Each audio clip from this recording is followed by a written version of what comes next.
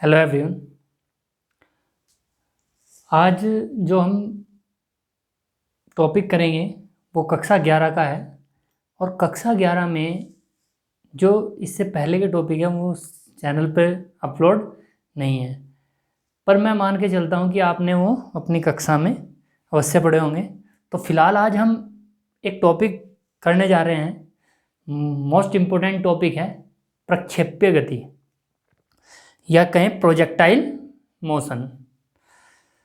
चूंकि हम पहले पढ़ चुके हैं वेग, त्वरण, उससे पहले भी हमने पढ़े हैं जैसे विस्थापन, दूरी, ये सब। वेग को v लिखते थे, त्वरण को a। और चूंकि वेग एक सदिश राशि है तो सदिशों के बारे में कक्षा 11 में स्टार्टिंग के चैप्टर 2 में ही पढ़ा दिया, चैप्टर 3 में पढ़ा दिया जाता है। सदिश वेग, वेग जो एक सदिश राशि है, यानी कि त्वरण भी एक सदिश राशि है। और यानी कि सदिश जिसमें परिमाण प्लस दिशा दोनों। तो ये सब चीज़ें आपकी पढ़ी हैं, नहीं पढ़ी हैं तो पहले उन्हें पढ़ें और उसके बाद ही इस टॉपिक को देखें। फिलहाल वेग की अगर बात करें, क्योंकि वेग में जो चेंज होता है, वेग में जो परिवर्तन होता है, वही क्या होता है? त्वरण। और वेग में हम परिमाण और दिशा को लेकर दो प्रकार से चेंज कर सकते हैं। अगर हम परिमाण बदल दें तो भी वेग बदल जाएगा, और दिशा बदल दें तो भी वेग बदल जाएगा, वेग में परिवर्तन होगा। और वेग में परिवर्तन यानी कि दो तरीके हमारे पास आ गया, परिमाण बदल रहा है तो त्वरण उत्पन्न हो रहा है, या फिर दिशा बदल रही है त्वरण उत्पन्न हो रहा है, या फिर ये दोनों बदल रहे हैं। जब परिमाण बदलेगा वेग का तो त्वरण होगा, त्वरण उत्पन्न होगा किसी भी गतिशील वस्तु में, और दिशा बदलेगी तो किसी भी गतिशील वस्तु में त्वरण उत्पन्न होगा। दोनों चेंज होंगे तो भी त्वरण उत्पन्न होगा, या वेग में परिवर्तन जो होगा उसके कारण से त्वरण उत्पन्न होगा। तो फिलहाल जब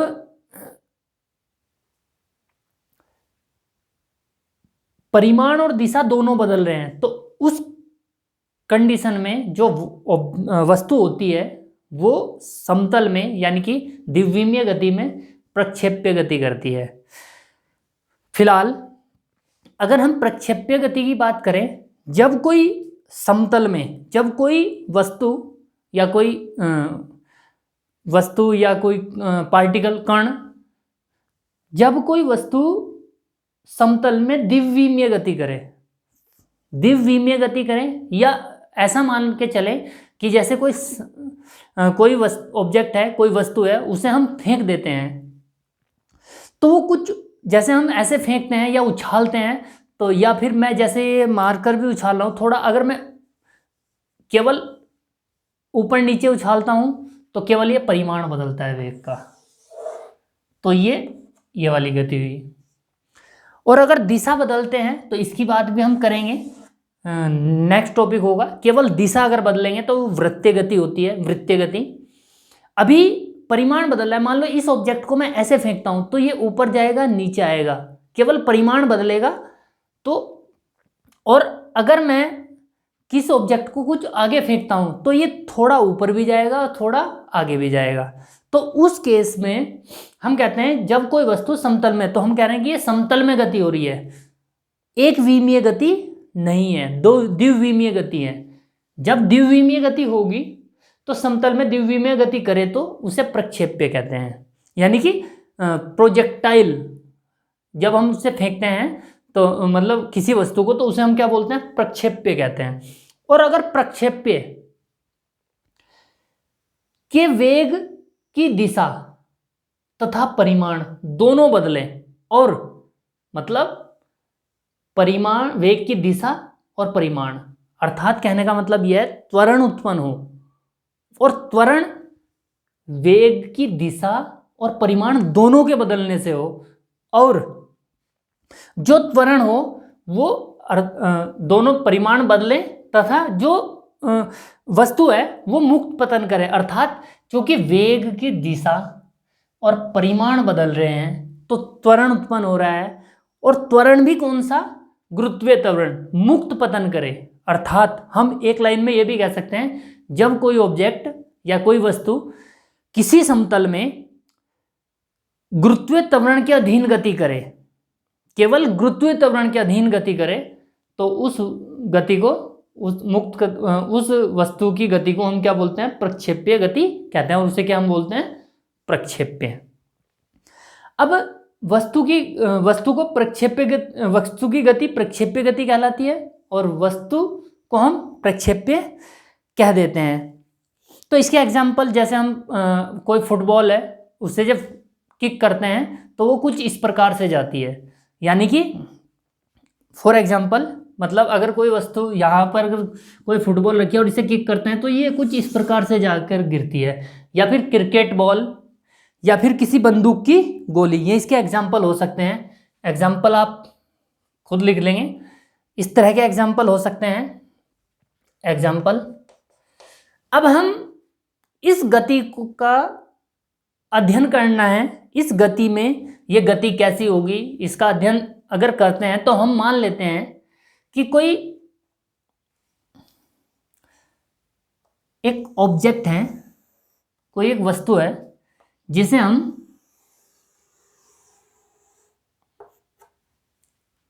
किसी पॉइंट O से, क्योंकि प्रक्षेप्य गति भी 3 प्रकार की होती हैं। हो सकता है मैं अभी खड़ा हुआ हूं, मैं यहां से किसी ऑब्जेक्ट को ऐसे फेंकता हूं तो वो भी ऐसे जाएगा। एक ऐसा हो सकता है कि अगर मैं, जैसे ये प्लेन है, समतल है, और मैं यहाँ से किसी ऑब्जेक्ट को फेंकता हूँ, तो जैसे ज़मीन पर बैठ के किसी वस्तु को फेंक देता हूँ तो ज़मीन पर ही गिरेगी वो जाकर। तो कुछ इस प्रकार की गति को हमने अभी कंसिडर कर लिया, मतलब ये हम एक मान के चल रहे हैं। और ये ध्यान रहे कि जब हम प्रक्षेप्य गति कर रहे हैं, क्योंकि जब हम किसी गति को पढ़ रहे हैं तो उसके कुछ एजम्पशन है, मतलब कुछ परिकल्पनाएं मानी गई हैं। यहाँ पर जो माना गया है, क्योंकि वस्तु को हम फेंक रहे हैं तो वस्तु पर वायु, ये सब भी फोर्स लगाएंगे, तो अभी हम ये मान के चल रहे हैं कि वायु का जो प्रतिरोध है वो नगण्य है, मतलब वायु इस ऑब्जेक्ट पर कोई बल नहीं लगा रही है। ध्यान रहे, जब हम प्रक्षेप्य गति किस कंडीशन में पढ़ रहे हैं, जब कोई इस वस्तु पर कोई जो वायु है वो कोई फोर्स नहीं लगा रही है। अब मान लेते हैं कि कोई ऑब्जेक्ट है और इसे हम v वेग से फेंकते हैं।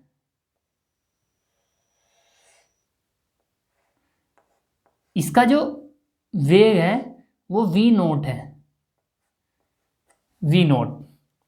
हमने इस ऑब्जेक्ट को v0 से फेंका, मतलब v0 मतलब इनिशियल। अभी आपने कक्षा 9 में पढ़े होंगे, जो सिंबल पढ़े थे आपने, तो वो ये पढ़े थे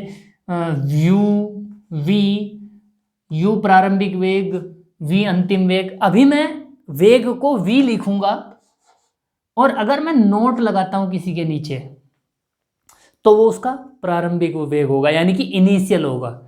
और जैसे चूंकि द्विविमीय गति करनी है, अगर मैं ये लिख देता हूं v0x या v0y, तो ये x और y है। तो फिलहाल हम मान लेते हैं कि कोई ऑब्जेक्ट है और उसे मैंने फेंका है, उछाला है v0 वेग से, और x डायरेक्शन के साथ इसका एंगल कितना बना रहा है, ये थीटा नोट। अब चूंकि ये गैलीलियो साहब ने अपने एक आर्टिकल में बताया है कि जो ये प्रक्षेप्य गति है, ये 2 गतियों के कॉम्बिनेशन से बनी है। मतलब 2 गतियों को अगर हम अलग अलग, ये 2 गतियों के कॉम्बिनेशन से बनी है, मतलब एक x डायरेक्शन में और एक y डायरेक्शन में। और उन्होंने ये भी बताया कि y डायरेक्शन की जो गति है, मतलब y अक्ष पर जो गति हो रही है, वो x अक्ष की गति को प्रभावित नहीं करती। अर्थात x अक्ष की गति और y अक्ष की गति दोनों एक दूसरे से स्वतंत्र हैं। तो उसके लिए हम इस वेग को, चूंकि मैंने यहां बता दिया है कि वेलोसिटी क्या है, सदिश राशि है, और यहां पर एक्स डायरेक्शन और वाई डायरेक्शन दोनों में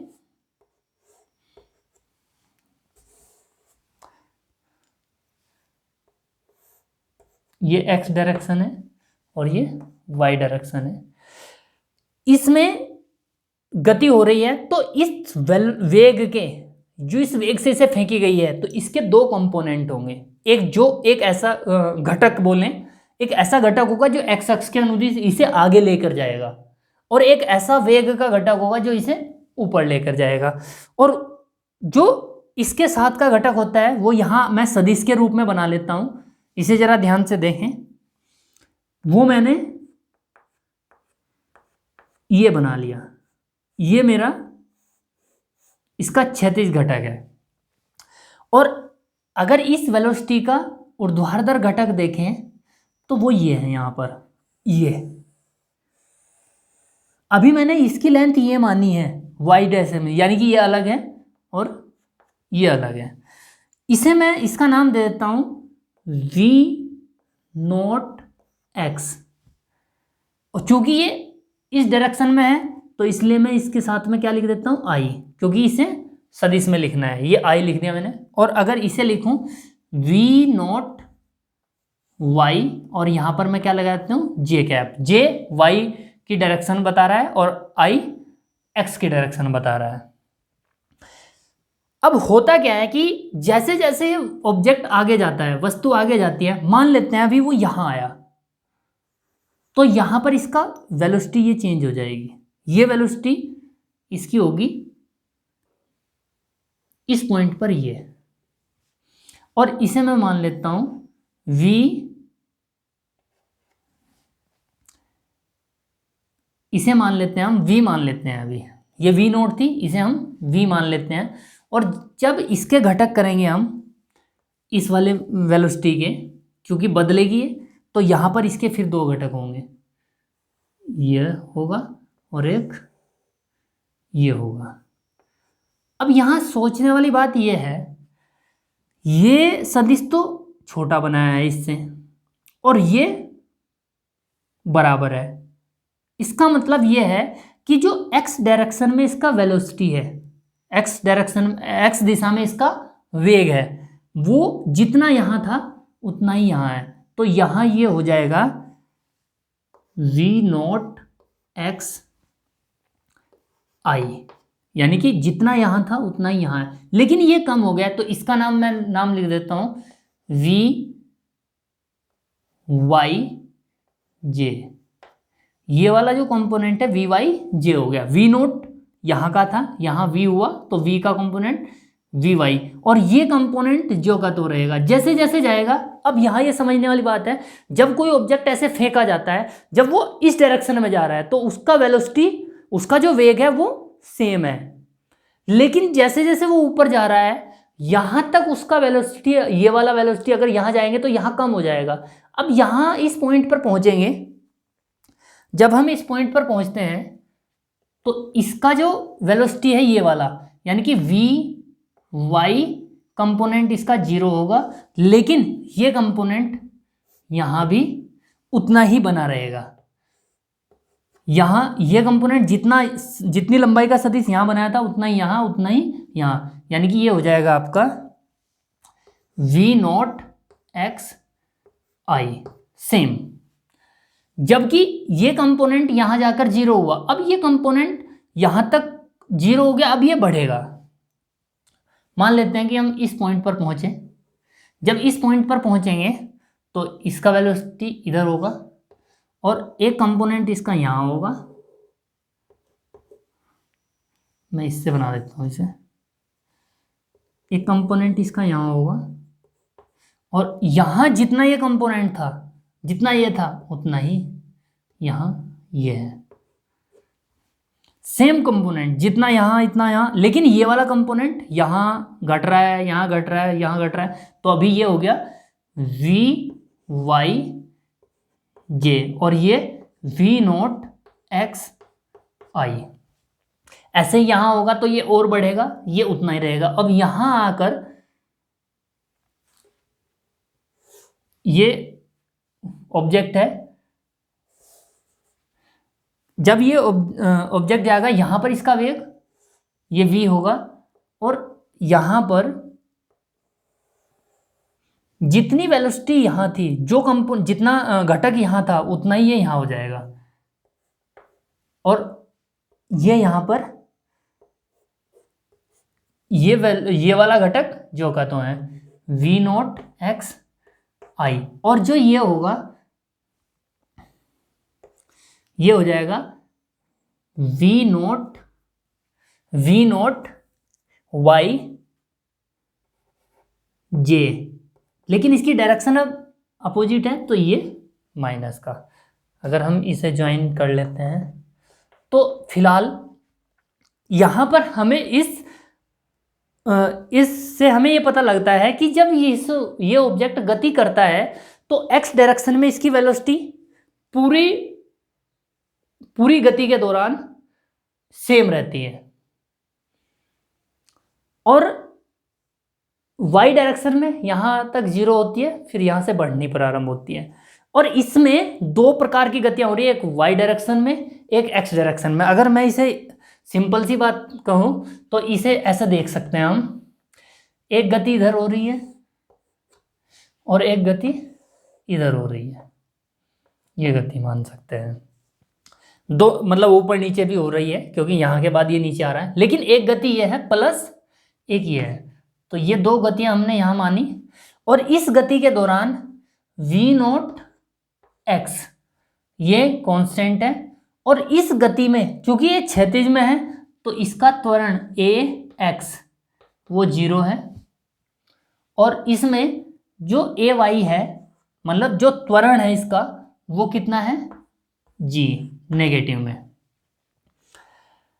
और वेलोसिटी जो है इसकी v0y चेंज हो रही है, वेलोसिटी यहाँ पर चेंज हो रही है, लेकिन यहाँ वेलोसिटी पूरे गति के दौरान सेम बनी हुई है। तो इस प्रकार की दो गतियाँ हैं, और अगर हमें इनका अध्ययन करना है तो ये जो y डायरेक्शन की गति है इसकी x डायरेक्शन की गति को दोनों को अलग अलग हम एनालिसिस कर सकते हैं। तो फिलहाल ये है, अगर हम इन दोनों गतियों को अलग अलग देखें तो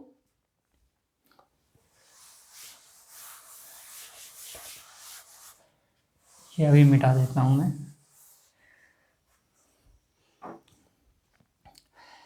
अगर मैं उसमें इसका वेलोसिटी लिखना चाहूं जो v है, v is equal to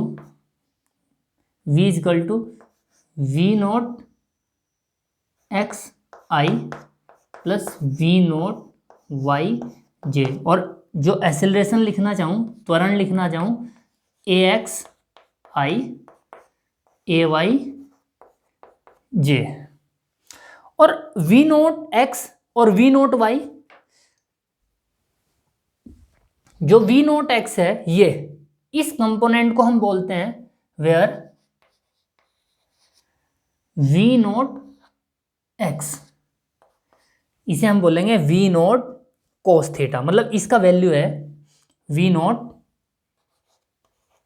cos theta, यानी कि v नोट एक्स का value v note cos theta है। इसके घटक जो एंगल जिसके साथ है उसे कोस लेते हैं, थीटा नोट है, और v नोट y जो है v note sine theta note.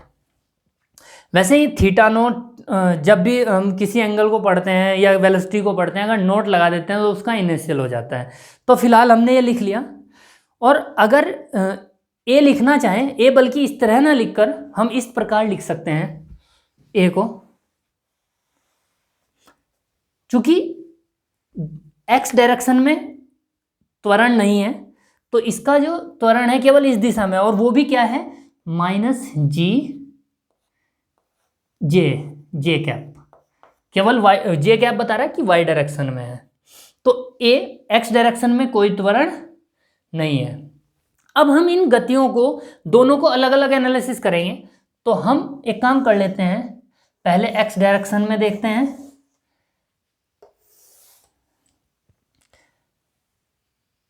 X अक्ष पर, एक्स अक्ष पर देखें, एक चीज और मैं अब आपको बता दूं, जब हम द्विविमीय गति पढ़ते हैं तो गति के समीकरण हम कुछ इस प्रकार पढ़ते हैं, आर बराबर सदिश के फॉर्म में R naught plus V naught, मतलब मैं सेकंड इक्वेशन लिख दे रहा हूं, V naught T plus half A T square. जैसे हम पहले इक्वेशन लिखते थे v बराबर u plus A T square या s बराबर U T plus half A T square, ये u तो लिखना नहीं है, हमें v लिखना है प्रारंभिक को, नोट लगा देंगे बस। तो ये हम हम लिखते हैं समतल में जब गति होती है, यानी कि ये सही तरीका है समतल में गति की सेकंड इक्वेशन लिखने का, दूसरी इक्वेशन लिखने का, या पहली इक्वेशन को भी लिख सकते हैं हम सदिश फॉर्म में। तो अगर मैं इसे दो तरीके लिखना चाहूँ दोनों एक्स एक्सिस के लिए, तो ये x बराबर X naught plus V naught X T plus half A X T square, और y की फॉर्म में लिखना चाहूँ Y naught plus V naught Y T plus half A X T square. Initial ये जो वैल्यू है हमारे के केस में, यहाँ पर हम स्टार्टिंग कर रहे हैं तो ये 0 है, तो ये 0 मान लेंगे, तो इक्वेशन ये होंगी, यानी कि वही इक्वेशन है x बराबर U T plus half A T, यानी कि वी नॉट एक्स, ये x डायरेक्शन और y डायरेक्शन की है। तो एट एनी टाइम मान लेते हैं कि एट एनी टाइम p, इस p पॉइंट पर हमारा पार्टिकल है किसी समय पर, ये p पॉइंट पर है और p पॉइंट हमारा x कोमा y है। यहां लिख देता हूं मैं, माना t समय पर हमने क्या लिया, वस्तु है, वस्तु बिंदु p x कोमा y पर है। अब ये मान के चल रहे हैं हम t समय पर, तो अगर x अक्ष की डायरेक्शन में देखें, x अक्ष में v नॉट एक्स हमारा क्या है, v नॉट एक्स है, और चलो ये छोड़ देते हैं, हम इस इक्वेशन से ले लेते हैं x अक्ष में, तो x बराबर v naught X T plus half A X T square. चूंकि x तो हमने ये पोजीशन x ही मानी है, यहाँ पर x पर है, x बराबर v नॉट एक्स हमारा था v not cos theta naught, v not cos theta naught into T plus half A x. देखो इसमें आई वाला कंपोनेंट नहीं, यानी कि ए एक्स डायरेक्शन में कोई त्वरण नहीं है, तो यानी कि a x into 0 into t square, finally ये 0, तो एक्स इजकल टू आ जाएगा v naught cos theta naught into t, ये 0 हो जाएगा, इक्वेशन फर्स्ट। अगर y डायरेक्शन की देखें हम, y डायरेक्शन में इन x डायरेक्शन इन y x अक्ष पर या y अक्ष पर,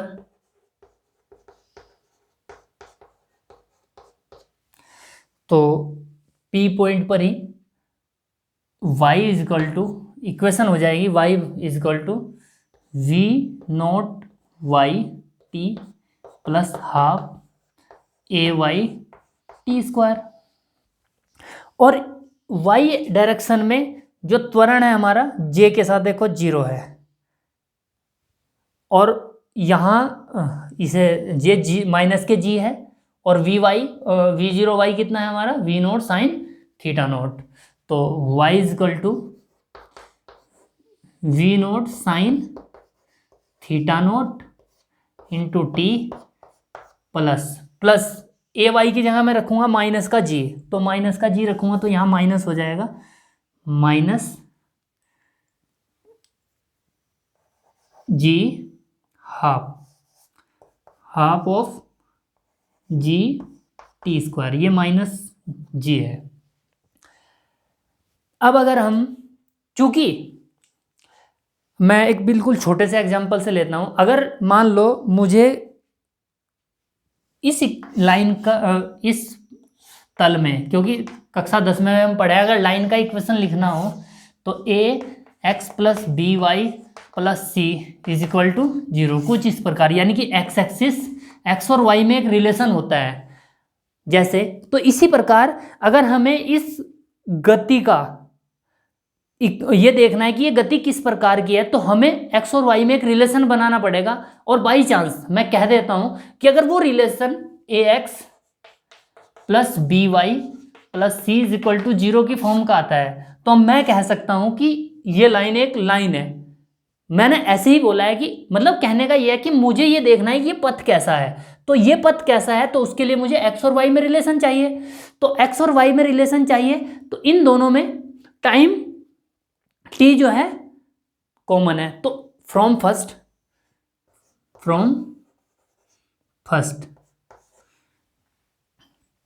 या ऐसे लिख दें, टी का वैल्यू, समीकरण 1 से टी का मान रखने पर मैं ये भी कह सकता हूँ eliminate T between first and second, ये सेकंड मान ले, लेकिन अभी हम ऐसे लिख देते हैं। तो ये इक्वेशन कुछ इस प्रकार से हो जाएगी, y is equal to we naught sine theta naught into T. T का वैल्यू आप देख रहे होंगे x upon we naught cos theta, x upon, यहाँ आएगा नहीं तो मैं अगली अगली उसमें लिख देता हूँ इसे।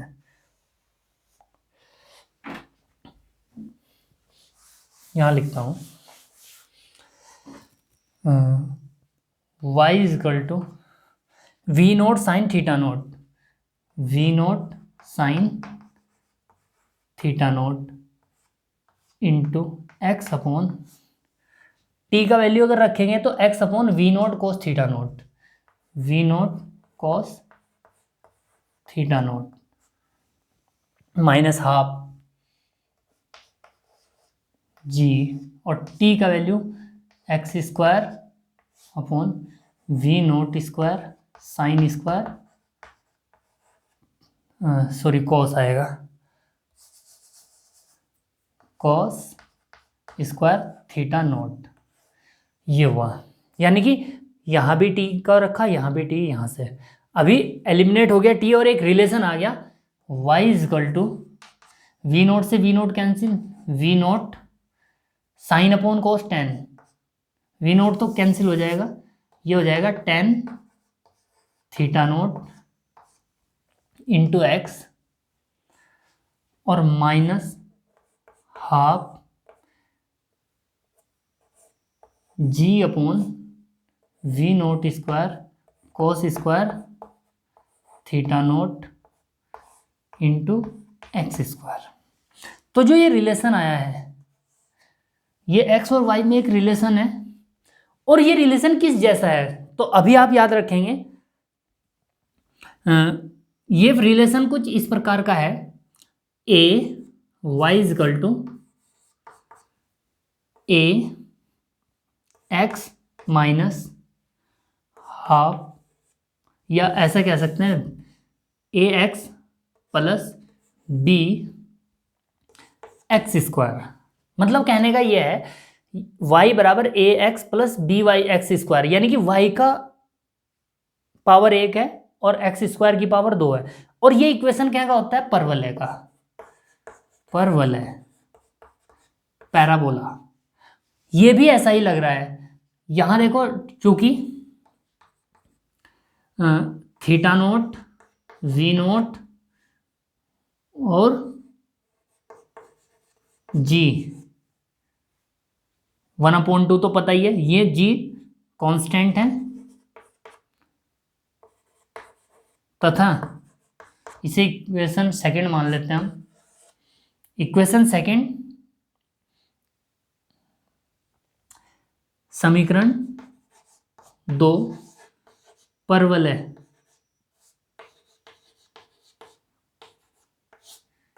के रूप का है।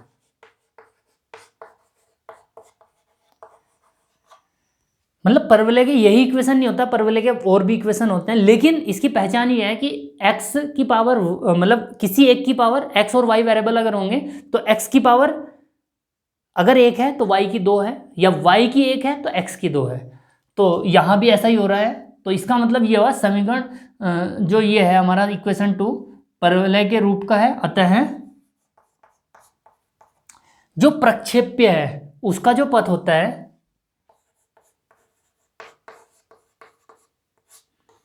का पथ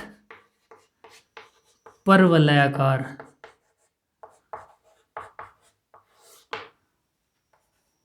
होता